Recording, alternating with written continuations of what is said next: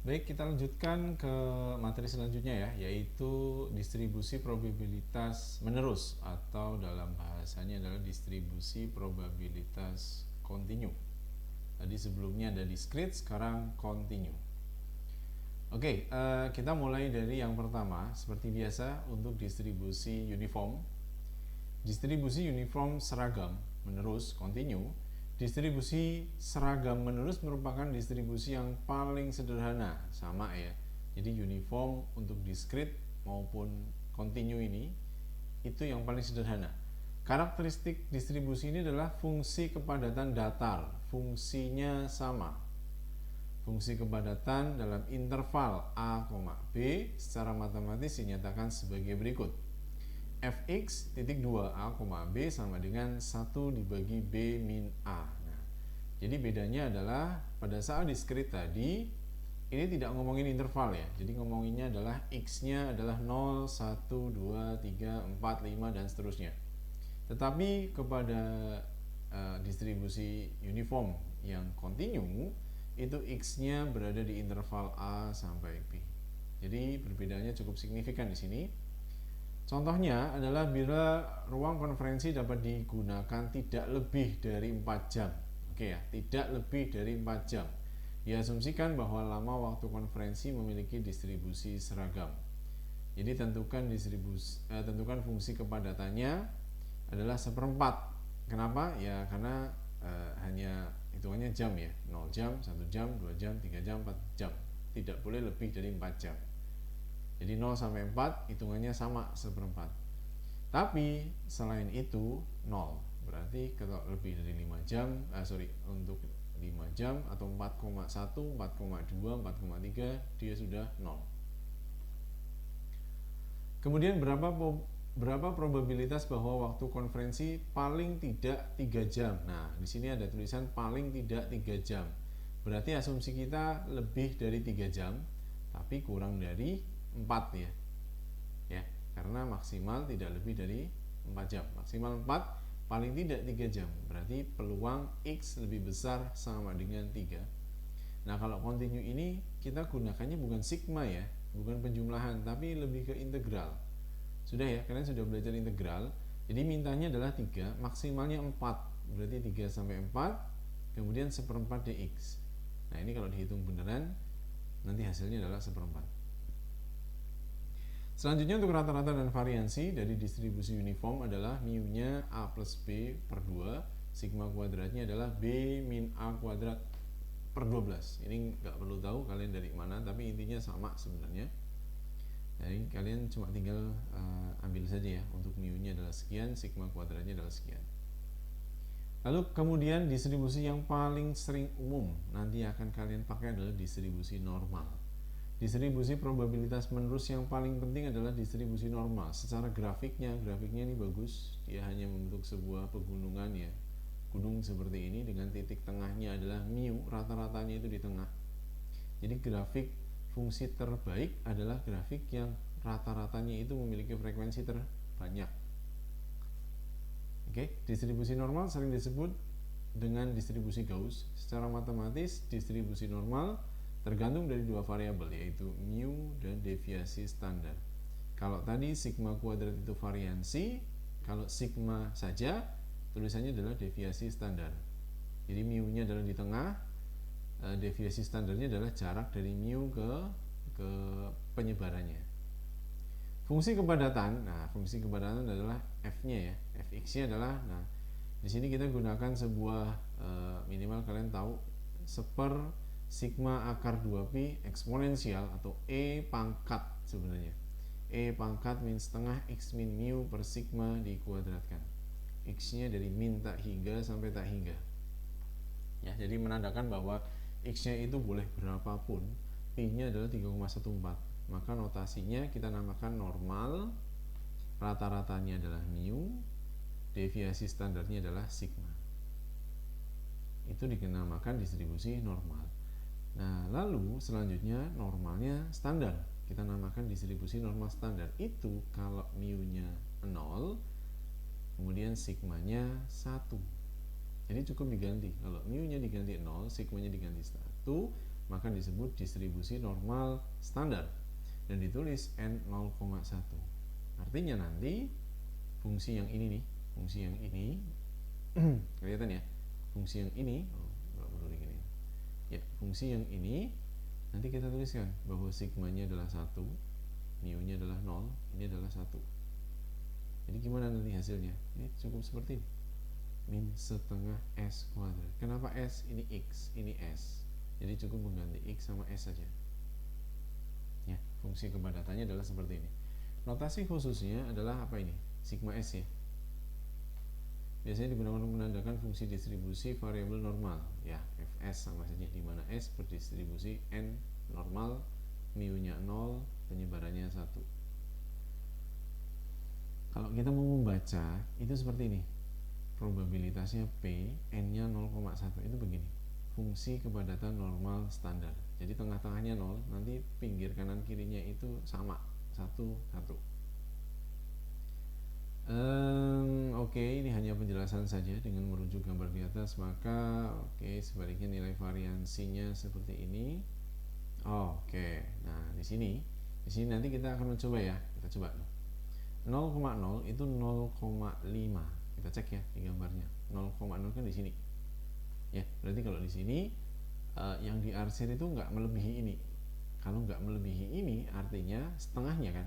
Ya, yang diarsir kan sebelah sini. Kalau ini kan melebihi nih. Nah, kalau ini melebihi. Kalau melebihi berarti pasti lebih dari setengah. Kalau dari total sini. Jadi kalau dia posisinya di 0, maka peluangnya adalah setengah. Ini lihat, 0 adalah 0,5. Nah sekarang kalau 0,01 berarti gimana? Oh berarti dia bergeser dia ke arah kanan. Oh perhatikan, bergeser ke arah kanan. Nih lihat kursornya ya, bergeser ke arah kanan artinya dia pasti lebih besar dari 0,5. Betul nggak? Sampai dia 0,5. Nah 0,5 itu gimana? Nah 0,5 kan berarti lebih ke kanan lagi. Misalkan di sini ya, ini SP ini 0,5, saya ganti 0,5. Kalau gitu nilainya jauh melebihi 0,5 peluangnya. Kita cek. Tahu kan? 0,69443. Ini hanya untuk membaca tabelnya saja sih. Ya. Lalu di sini yang penting lagi adalah bagaimana kita menunjukkan peluang A kurang dari X kurang dari sama dengan B. Ya. Jadi tadi di awal kita hanya punya Fx. Ini doang. Ya ini Fs atau Fx. Ini bila kejadiannya X-nya itu fix ya, 0,1, 2, 3 atau 2,1, 2,5 itu fix. Nah sekarang bagaimana kalau interval? Oke. Ini kan interval dari mulai A sampai B. Nanti gimana? Hampir sama. Cuman yang diintegralkan hanya eksponensialnya saja. Jadi kalau ilustrasinya dia seperti ini. Areanya P ya, peluang lebih besar dari A tapi kurang dari B. Nah, di sini nih. Ini A, ini B. Jadi peluangnya itu adalah daerah yang diarsir sini. Kenapa kita harus memahami hal seperti ini? Karena nanti kita akan menggunakan untuk uji rata-rata, kemudian untuk menghitung untuk menghitung peluang ya, untuk menghitung peluang dengan tabel distribusi normal. Ya, jadi nanti itu gunaannya. Persamaan di atas dapat juga diselesaikan dengan membuat variabel variansi. Oke. Ini hanya teknis saja. Jadi peluangnya diganti seperti ini. Tidak perlu, nggak apa-apa. Jadi kita langsung ke contohnya saja ya. Dari data menunjukkan curah hujan total tahun di suatu kolam penampungan diperkirakan memiliki distribusi normal. Oke. Berarti di sini asumsinya adalah dia datanya distribusi normal. Dengan rata-ratanya 60 dan deviasi standarnya adalah 15. Ya, berarti rata-rata tengahnya adalah 60, deviasi standarnya atau sigmanya adalah 15. Tentukan probabilitas bahwa tahun depan curah hujan tahunan antara 40 sampai 70. Nah, berarti gimana nih? Berarti peluang 40 sampai 70. Dia ngitungnya lewat apa ini? 70 maksimal dikurangi 60 rata-rata per 15 deviasinya ya, atau 40 kemudian dikurangi 60 per 15.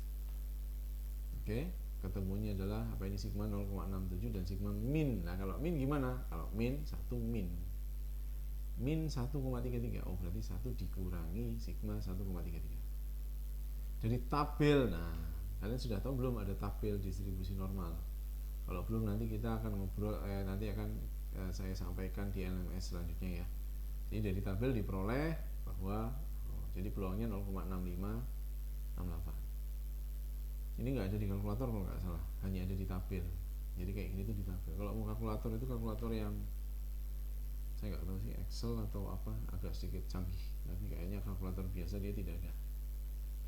Kemudian berapa probabilitas curah hujan? Paling tidak minimal. Nah, minimal 30, berarti lebih besar dari 30. Caranya gimana? Kalau lebih besar, usahakan adalah maksimalnya dikurangi 30. Kan gitu. Maksimalnya 1 dikurangi yang 30. 30 ketemunya min. Ya berarti 1 dikurangi 1 dikurangi 1 plus, ya berarti plus 2,0 ya. Jadi 0,9772.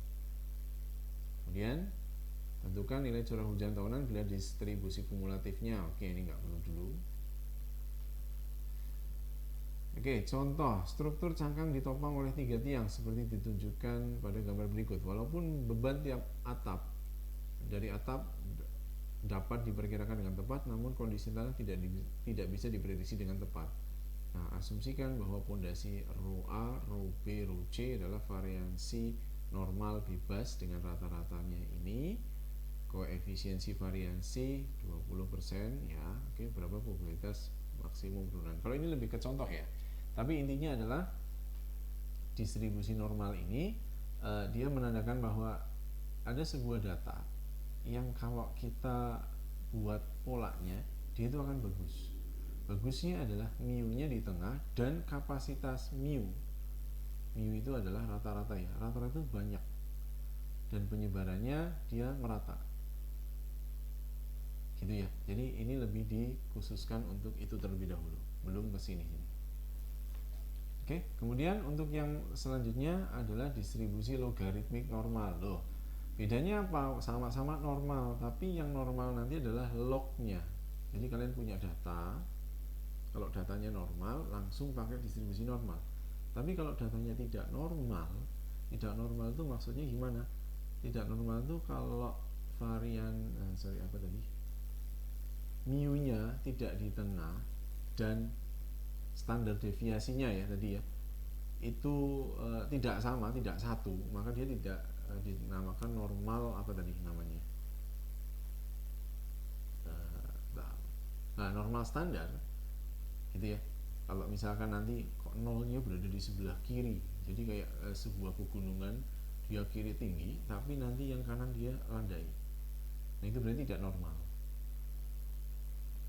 Kalau tidak normal, yang saya lakukan kadang-kadang itu di logaritmakan, logaritma normal, atau dengan kata lain logaritmik natural, itu bahasanya ln. Kalau di kalkulator ada simbol ln ya, ini ln nih, dilenkan semuanya. Ternyata setelah dilenkan kok jadi normal, maka dinamakan distribusi logaritmik normal. Nah di sini hanya berbagai macam caranya untuk mencari mu dan lambdanya, sama sih variansi dan standar deviasi ya. Oke, sebentar, sepertinya oke. Jadi di situ intinya contoh, dan biasanya sudah ada di contoh biasanya memiliki distribusi log normal, berarti distribusi log normal, bukan normal ya. Oke, ini contoh-contohnya saja.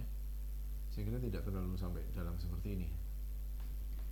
Kemudian yang selanjutnya distribusi gamma dan eksponensial. Ada dua distribusi. Distribusi gamma dan eksponensial terkait dengan proses Poisson. Ya, Poisson. Distribusi gamma berasal dari fungsi gamma yang diformulasikan sebagai berikut. Oke, ini nggak perlu. Yang penting nanti hasilnya mana. Sehingga fungsi kepadatan gamma, nah ini toh sama lah. Jadi distribusi gamma itu awalnya dari Poisson ya. Nah nanti distribusi eksponensial itu apabila alfanya sama dengan 1. Jadi kalau alfanya 1, maka distribusinya namanya distribusi eksponensial. Jadi kayak gini nanti namanya 1 per beta E min X per beta. Rata-ratanya kalau alfanya 1 ya kan. Nah, udah kalau alfanya 1 jadinya gimana? Ya, ini jadi beta, ini jadi beta kuadrat. Contohnya, suatu sistem terdiri dari komponen tertentu yang waktu terjadi kerusakannya dinyatakan dengan T. Variabel acaknya T diasumsikan memiliki distribusi eksponensial. Sudah ada keterangan. Jadi kita nggak perlu memikirkan ini pakai distribusi apa. Jadi sudah ada semua di sini. Jadi kalian cuma tinggal masukin saja rumus-rumusnya. Nah, jadi gitu. Jadi itu adalah salah satu contoh beberapa distribusi kontinu. Nah, untuk selanjutnya kita akan mencoba tentang sampel ya. Oke, saya akhiri dulu.